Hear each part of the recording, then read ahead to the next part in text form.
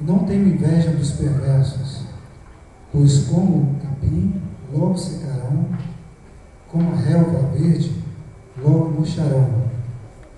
Pai, muito obrigado, Deus, pela Tua palavra. E neste momento eu quero, Deus, me colocar em Tuas mãos para que o Senhor possa estar me usando para falar aquilo que o Senhor deseja falar aos nossos corações. Em nome de Jesus. Amém. Amém. Mantenha a sua Bíblia aberta, pode citar. E gostaria de compartilhar algumas coisas a respeito desse salmo. Quando eu leio esse salmo, eu imagino que Davi, esse salmo que foi escrito por Davi, ele está aqui aconselhando alguém.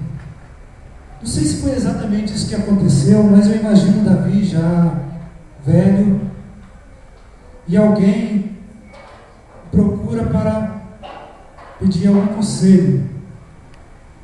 Eu fico imaginando Davi talvez sentado em uma cadeira, ou no seu trono, ele era o rei, e alguém jovem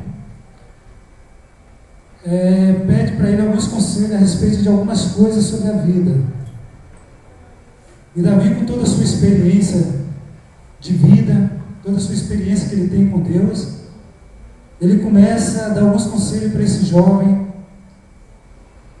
que parece estar muito angustiado, irritado, talvez alguém que esteja sofrendo alguma injustiça, e por isso ele está enfurecido.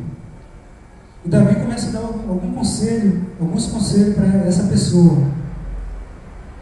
E quando observamos esse salmo, a gente pode dividir ele em 4 partes. Primeiro, Davi começa a falar para ele: não faça isso. Não faça isso. Depois Davi começa a mostrar para ele o fim dessas pessoas que fazem o mal, o fim do ímpio, das pessoas que fazem injustiça.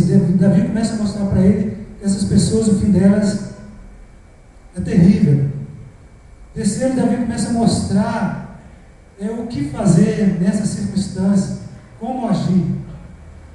Em quarto, ele começa a mostrar a ação de Deus, a mão de Deus sobre o justo, que Deus faz, a ação de Deus. Ele começa assim no versículo 1. Não se aborreça por causa dos homens maus, não tenha inveja dos perversos. Não se aborreça, não tenha inveja dos perversos. Versículo 7, parte B, ele fala, novamente ele fala, não se aborreça com o sucesso dos outros, nem com aqueles que maquinam o mal. E parece que essa pessoa está irritada, aborrecida. E Davi começa a aconselhar: não faça isso, não se aborreça. No versículo 27, ele fala: desvie-se do mal e faça o bem. Se você está caminhando por um caminho que você percebe que é mal, desvie desse caminho. No versículo 8, ele fala: evite a ira e rejeita a fúria, não se irrite, isso só leva ao mal. Evite a ira. A ira muitas vezes pode nos levar a praticar o mal. Permita-me contar uma experiência pessoal. No ano de 2012 para 2013, eu tive uma grande decepção com uma pessoa que eu considerava um grande amigo. E essa pessoa, até hoje eu não sei porquê, ela se revoltou contra mim. Algumas pessoas falaram: é inveja, mas eu fiquei questionando: inveja do quê? O que eu tenho para essa pessoa ter inveja? E essa pessoa tentou me prejudicar minha família financeiramente. E até hoje eu não sei porquê. Todas as oportunidades que eu tive foi para ajudar. Eu nunca me lembro de ter prejudicado essa pessoa. Mas ela resolveu me prejudicar. Eu ficava questionando por quê? Por que essa pessoa quer fazer isso comigo? E um dia eu estava me questionando, né? Eu estava em casa assistindo uma música, ouvindo o CD lá do Lázaro, do irmão Lázaro, e ele estava ministrando uma palavra que eu achei interessante. Ele falou: quando alguém faz algo contra você, você não tem que lutar contra essa pessoa, mas contra o sentimento que nasce dentro de você. É uma verdade, quando alguém faz algo contra nós, a nossa luta não é contra essa pessoa. A nossa luta é contra nós mesmos, contra o sentimento que nasce dentro de nós. Porque às vezes gera em nós o sentimento de vingança, que não vem de Deus. Gera em nós o sentimento de fazer justiça com nossas próprias mãos. Gera em nós o sentimento de, às vezes, de raiva, de fúria. Gera em nós o sentimento de desejar mal para essa pessoa. São sentimentos que não vêm de Deus. E é contra esse sentimento que nós precisamos lutar. Então a luta às vezes não é contra aquela pessoa, mas contra nós mesmos, contra o sentimento que nasce dentro de nós. E se nós deixarmos a ira, essas coisas influenciar a nossa vida, a nossa alma, isso nos causa mal. Isso pode nos levar a praticar coisas terríveis. Eu me lembro de Abel, de Caim. Caim passou por isso. Lá está registrado isso lá em Gênesis. Abre sua Bíblia lá em Gênesis, capítulo 4. Capítulo 4, versículo 5. Diz assim: mas não aceitou a Caim e sua oferta. Por isso Caim se enfureceu e o seu rosto se transformou. O Senhor disse a Caim: por que você está enfurecido? Por que se transformou o seu rosto? Se você fizer o bem, não será aceito? Mas se não fizer, sabe que o pecado o ameaça a porta e deseja conquistá-lo, mas você deve dominá-lo. Disse, porém, Caim a seu irmão Abel: vamos para o campo. E quando lá estava, Caim atacou seu irmão Abel e o matou. Deus falou para Caim: por que você está enfurecido?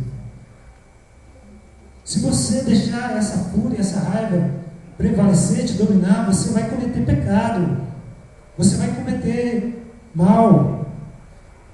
O pecado está querendo te dominar. Deixa isso, faça o bem. Se você fizer o bem, você será aceito. Caim não atentou para isso, para a voz de Deus. Deixou a fúria, a raiva prevalecer. E qual o fim? Matou o seu irmão.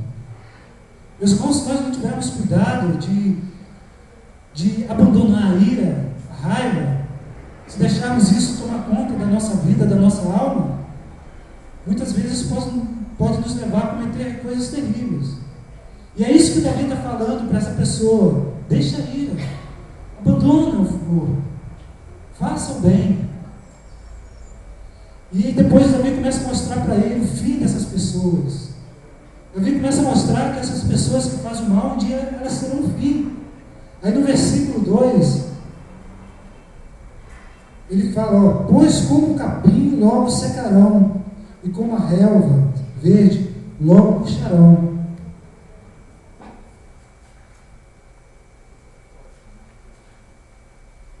No versículo 9, ele continua falando: pois os maus serão eliminados, mas os que esperam no Senhor receberão a terra por herança. No versículo 15, ele fala: mas a sua espada irão atravessar o coração, e o seu arco serão quebrados. Muitas vezes a arma que essa pessoa usa, a espada que ela usa para ferir, é a espada que ela será ferida. A mesma arma que muitas vezes essa pessoa usa para fazer o mal, esse mal muitas vezes é contra ela. Então não tenha inveja dessas pessoas que praticam o mal. É o conselho de Davi para essa pessoa, para esse jovem. No versículo 17 ele continua falando: pois o braço forte do ímpio será quebrado. Versículo 20: mas o ímpio perecerá, os inimigos do Senhor murcharão como a beleza dos campos. desvanecerão como a fumaça. Versículo 38.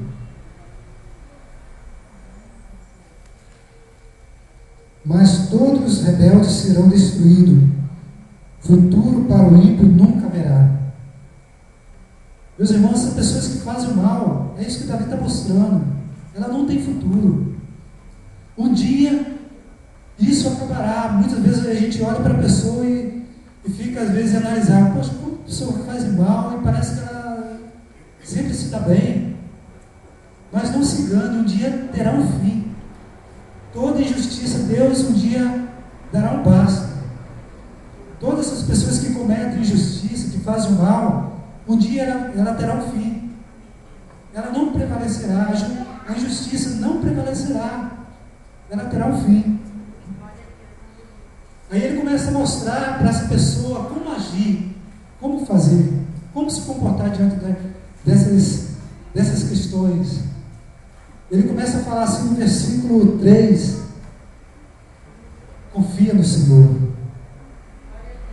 Confia no Senhor e faz o bem. Assim você habitará na terra e desfrutará a segurança. Confia no Senhor. Diante de toda circunstância, está sofrendo injustiça, mas confia no Senhor. Continue fazendo bem. Versículo 4, ele continua falando: deleita-se no Senhor e Ele atenderá os desejos do teu coração. Entrega o seu caminho ao Senhor, confia nele e Ele agirá. Deixa Deus agir. Não tente você fazer justiça com suas próprias mãos. Deixa Deus agir. No momento certo, Deus vai agir. Versículo 7, ele continua falando: descansa no Senhor e aguarde por Ele com paciência. Muitas vezes você não tem paciência, mas você precisa confiar no Senhor e aguardar que Deus, no momento certo, vai agir. No versículo 7, no versículo 34, ele continua falando: espere no Senhor e siga a sua vontade. Ele o exaltará, dando-lhe a terra por herança. Quando os ímpios forem eliminados, você o verá. Você vai ver o final do ímpio. Mas você precisa esperar, descansar no Senhor. Descansa no Senhor e deixa Deus agir. Deixa que Deus use a sua justiça. Não tente você fazer justiça com as suas próprias mãos. Deixa Deus agir. Aí Davi começa a mostrar para essa pessoa a ação de Deus, a mão de Deus, como Deus age. No versículo 11, ele fala: mas os humildes receberão a terra por herança e desfrutarão pleno bem-estar. Essa é a recompensa de Deus. Versículo 13: o Senhor, porém, ri dos ímpios, pois sabe que o dia dele está chegando. Às vezes o ímpio faz mal, dá risada da sua cara, mas não sabe ele que Deus está rindo dele, porque sabe que o dia dele está chegando. Deus ri do ímpio, porque sabe que o dia dele está chegando. Versículo 18: o Senhor cuida da vida dos íntegros, e a herança deles permanecerá para sempre. Amém. Existe algo melhor do que ser cuidado por Deus? Deus está cuidando de você. Amém. Não tenha dúvida. Por mais que você muitas vezes vê só injustiça, você faz o bem, vê a injustiça vindo sobre você, mas não esqueça que Deus está cuidando de você. Amém. No versículo 22, aquele que o Senhor abençoa receberão a terra por herança, mas os que ele amaldiçoa serão eliminados. Versículo 23, o Senhor firma os passos do homem quando a conduta deste o agrada. O Senhor firma os seus passos, não deixa você vacilar. Versículo 24, ainda que tropece, não cairá, pois o Senhor o toma pelas mãos. Deus não vai deixar você cair. Deus vai te sustentar. Deus vai segurar você pela mão. Essa é a promessa de Deus. Aí Davi mostra a experiência dele. Davi fala no versículo 25: já fui moço e agora sou velho, mas nunca vi o justo desamparado, nem os seus filhos mendigando pão. Amém?